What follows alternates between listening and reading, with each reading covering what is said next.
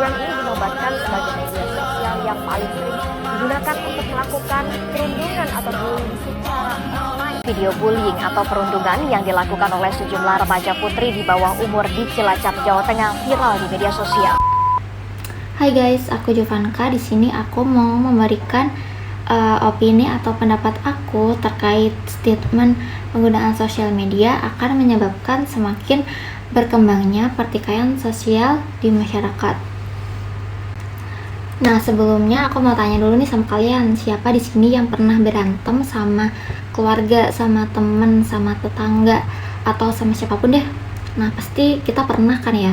Kita kan hidup bermasyarakat, yang namanya hidup sama orang lain pasti nggak lurus-lurus aja dong.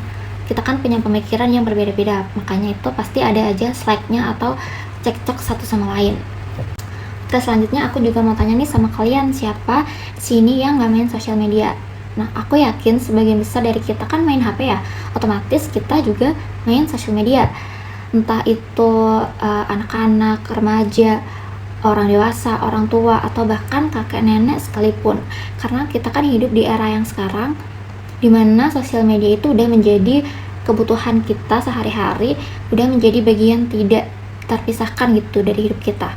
Pasti kita cari informasi atau berita-berita di sosial media, kayak kita cari berita viral atau trending di sosmed, terus kita cari berita seputar selebriti di sosmed, terus kita cari berita seputar politik, terus olahraga kayak bola gitu pasti juga di sosial media. Oke, di sini nanti kan kita akan membahas tentang pertikaian sosial dan juga sosial media. Sebenarnya apa sih pertikaian sosial ini? Hubungannya apa sih sama sosial media? Oke, jadi pertikaian sosial ini adalah konflik yang terjadi antara individu atau kelompok dalam masyarakat yang disebabkan oleh adanya perbedaan pendapat, perbedaan nilai, ataupun perbedaan kepentingan.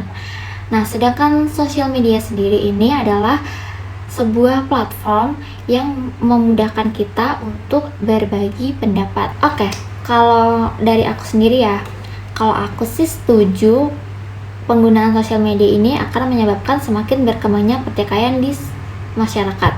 Kenapa? Jadi, alasan yang pertama, sosial media ini kan memungkinkan penyebaran informasi ini dengan mudah dan secara cepat. Nah, pertikaian sosial ini bisa terjadi jika informasi yang tersebar ini berupa rumor, misinformasi, atau bahkan hoax. Contohnya kayak ujaran kebencian, terus rasisme, dan juga bentuk kekerasan verbal lainnya. Nah, FYI aja ya guys, konten-konten yang kontroversial atau provokatif herannya itu justru lebih gampang viral dan menarik perhatian masyarakat Indonesia. Bener kan? Nah, terus akibatnya apa sih? Jadi, orang-orang yang melihat konten provokatif ini pastinya menjadi terprovokasi, kemudian juga menjadi terpengaruh, terus juga ikut-ikutan emosi. Jadi misalnya kayak masalah yang gak terlalu besar, karena netizen ini ikut-ikut, mereka terprovokasi, maka masalah ini menjadi semakin besar, terus menyebabkan pertikaian sosial dan memperkuat adanya potensi kekerasan. Oke, selanjutnya di sini aku ada 3 contoh dari pertikaian sosial akibat penggunaan sosial media. Contoh yang pertama yaitu informasi politik dan komentar netizen di sosial media yang mengakibatkan pertikaian sosial. Nah, kalau kalian ingat masa-masa pemilu kemarin, itu kan rame banget kan ya. Terus juga banyak head comment dari masing-masing pendukung paslon ke paslon lain. Jadi kayak pendukung paslon 1 head comment ke paslon 2 dan 3. Terus pendukung paslon 2 head comment ke paslon 1 dan 3, dan pendukung paslon 3 head comment ke paslon 1 dan juga 3. Oke, contoh yang kedua yaitu konten tentang idol K-pop yang mengakibatkan pertikaian sosial oleh para fans. Nah, asal kalian tahu ya guys, fans K-pop itu mereka sangat mencintai idolanya. Jadi kalau idolanya ini disenggol sama fans dari grup lain, pasti mereka marah ya. Nah, dari dulu sampai sekarang itu pasti ada aja fans bandel yang suka nyenggol-nyenggol grup lain gitu. Jadi mereka kayak bikin konten-konten atau komen-komen yang nyenggol grup lain. Terus fansnya mereka ini nggak terima kan ya.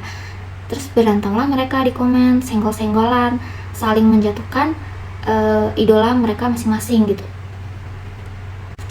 Contoh yang ketiga yaitu komentar netizen tentang ujaran kebencian kepada pemain timnas. Nah, setiap pemain timnas kita itu kalah ya guys, pasti dirujak habis-habisan sama netizen. Kalau pemain kita ada yang blunder atau apa, pasti dirujak habis-habisan gitu sama netizen. Contohnya kayak komen-komen ini.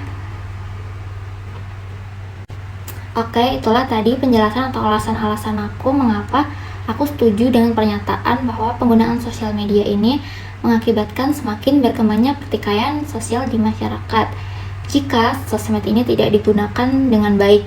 Nah, untuk itu sebagai pengguna sosmed yang bijak, sudah seharusnya sebelum kita menerima informasi, kita harus menyaring terlebih dahulu informasi yang masuk agar kita tidak terbodohi oleh berita-berita hoax dan juga tidak terpicu oleh emosi-emosi yang menyesatkan diri kita sendiri gitu. Oke, mungkin sekian dari aku. Apabila ada kurangnya mohon maaf. Bye bye.